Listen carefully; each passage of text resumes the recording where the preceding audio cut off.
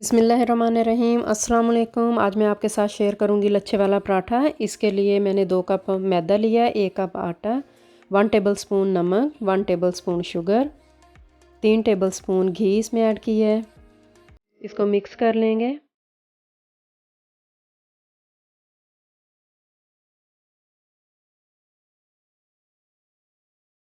थोड़ा थोड़ा पानी डालकर आटा गूंद लेंगे। एक दफ़ा ही ज़्यादा पानी नहीं डालना, आटा पतला हो सकता है।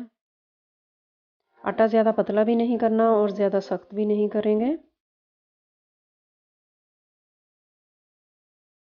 अच्छी तरह आटे को हम गूंद लेंगे।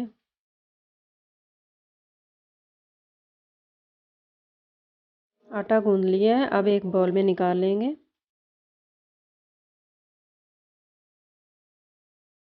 ऑयल लगा दिया है ऊपर। ऊपर से आटा खुश्क ना हो, कवर करके आधे घंटे के लिए छोड़ देंगे।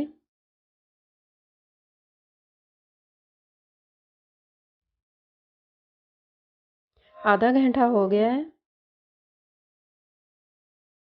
अब पेड़े करेंगे। इतना सा आटा लेकर इसका पेड़ा करेंगे।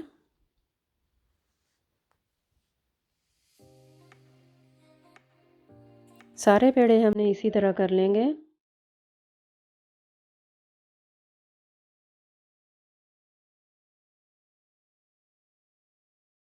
सूखा आटा लेंगे।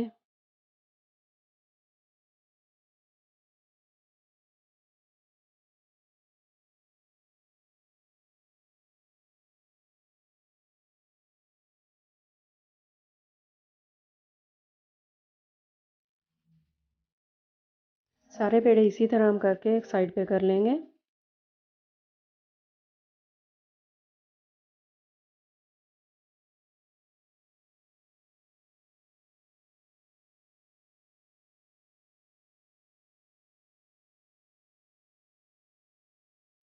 अब रोलिंग पिन के साथ हम पराठा बनाएंगे। इसको फ्लैट कर लेंगे।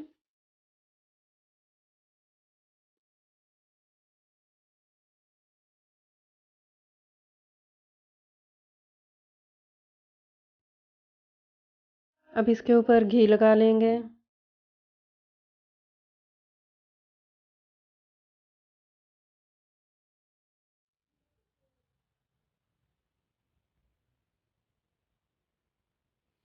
अब इसके ऊपर सूखा आटा डालेंगे।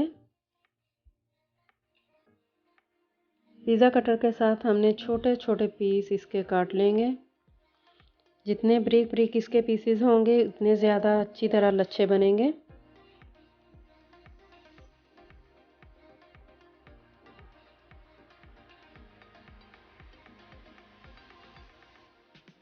अब इसको रोल कर लेंगे।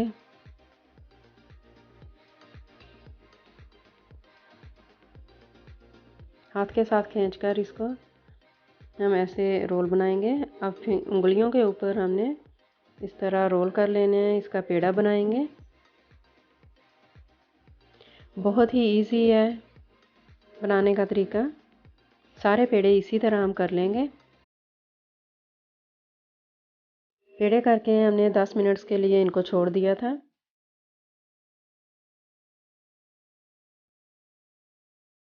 अब इसका पराठा बनाएंगे। घी लगा लिए पहले। आटा जो है वो साथ चिपके ना।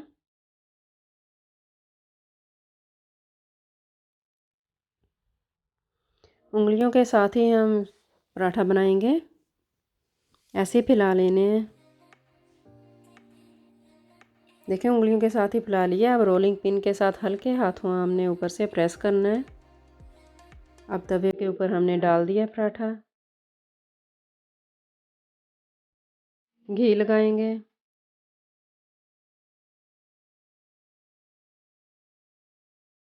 अब साइड चेंज करके दूसरी साइड पे भी घी लगा लेंगे।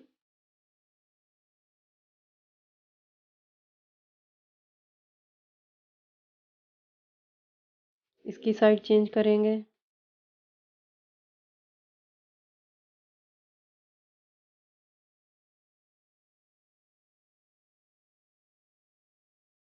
सारे पराठे हम इसी तरह बना लेंगे।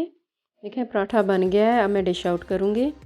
तो देखें इसके कितने बारीक बारीक लच्छे बने हैं, बहुत ही प्यारे पराठे बने हैं। आपको मेरी रेसिपी पसंद आए तो लाइक शेयर सब्सक्राइब कर देना। Thanks for watching.